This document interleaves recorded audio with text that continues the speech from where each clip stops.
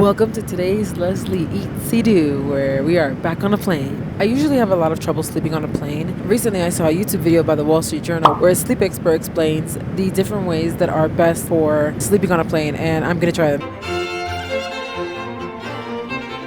The first thing she said is to put a pillow or some kind of fabric or a neck pillow on your lower back to support your back, so that you can be more comfortable. That one's one of my personal favorites because I usually do that. After watching that, I started to do that, and it really does help your lower back. The next thing that she says is to put some sort of fabric or neck pillow to support the gravity shifting from you falling asleep.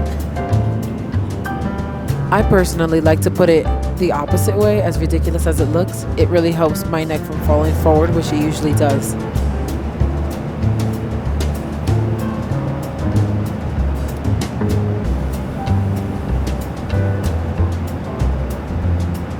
She also says that the best thing to do is to block any light that you have, especially when your neighbor is, watching a movie or there's sunlight coming in. Your best bet is to block the light, so an eye mask would work well, but in this case, I have my hoodie.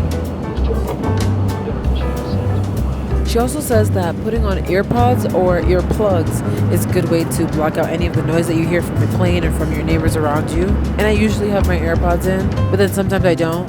So maybe I should just start doing that all the time. And this last tip is one that I used right after watching this video. She says that the aisle seat is best if you like to use the bathroom a lot, so you can get up freely.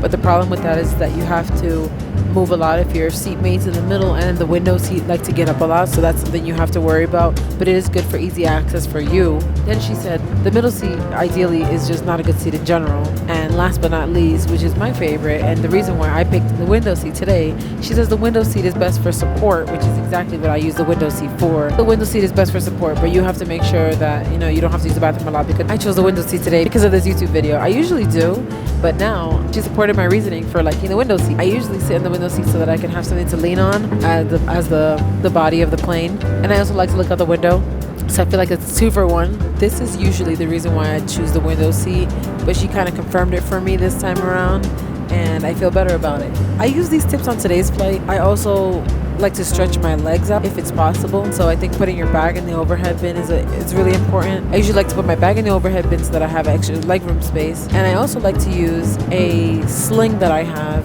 to put my feet on. That way my feet are hovering over and they don't hurt after long periods of time.